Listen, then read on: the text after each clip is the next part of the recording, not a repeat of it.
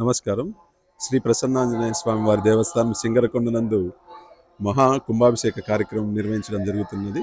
14వ తారీఖు నుంచి 19వ తారీఖు వరకు ఈ కుంభాభిషేక కార్యక్రమానికి శృంగేరి పీఠాధిపతి జగద్గురులు శ్రీ శ్రీ విధుశేఖర భారతీ స్వామి వారు హాజరవుతున్నారు.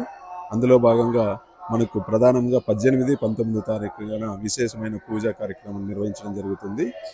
స్వామివారు జగద్గురులు విధుశేఖర భారతీ స్వామివారు 18వ తారీఖు సాయంత్రం దేవస్థానానికి విచ్చేయుచున్నారు. వారికి ఘనమైన స్వాగత సత్కార కార్యక్రమాలన్నీ కూడా ఏర్పాటు చేయడం జరిగినది. అదేవిధంగా స్వామివారు ఈ సాయంత్రం దేవస్థానానికి వచ్చిన పిమ్మట అటు నుంచి స్వామివారిని దర్శించుకోవడం జరుగుతుంది. అక్కడ నుంచి వారికి టీటీడీ కళ్యాణ మండపంలో బస ఏర్పాటు చేశాము. అక్కడ స్వామివారు భక్తులందరికీ కూడా దర్శన ఏర్పాట్లన్నీ కూడా ఏర్పాటు చేశాము. అలాగే 19వ తారీఖు ఉదయం నుంచి స్వామివారికి మహాకుంభాభిషేకంలో ప్రధాన ఘట్టము ప్రారంభమవుతుంది.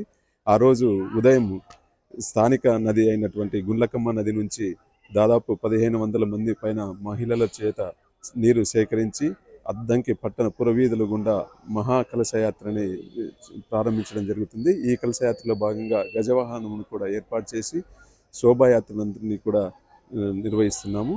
తదనంతరం 9 గంటల 3 నిమిషంలకి స్వామివారికి గర్భాలయం పైన ఉన్నటువంటి విమాన గోపురం పైన కుంభాభిషేక కార్యక్రమాన్ని జగద్గురులు శృంగేరి పీఠాధిపతులు వారిచే నిర్వహించడం జరుగుతుంది. దాన్ని తదనంతరం 11 గంటలకి స్వామివారికి విశేష అభిషేకానంతరం దర్శన ఏర్పాట్లు చేస్తున్నాము. ఈ కార్యక్రమాన్ని మొదలైన పిమ్మట దేవస్థానం పునర్నిర్మాణంలో భాగంగా ముఖమండపాన్ని మరియు విమాన గోపురాన్ని కూడా పునర్నిర్మించడం జరిగింది. వీటిని స్థానిక శాసనసభ్యులు మరియు మంత్రివర్యులైనటువంటి గొట్టిపాటి రవికుమార్ గారిచే ప్రారంభించడం జరుగుతుంది. దీనికి ఈ కార్యక్రమానంతటికీ కూడా గౌరవ అతిథిగా రాష్ట్ర దేవాదాయ శాఖ మంత్రులైనటువంటి ఆనం రామనారాయణ రెడ్డి గారు హాజరవుతున్నారు.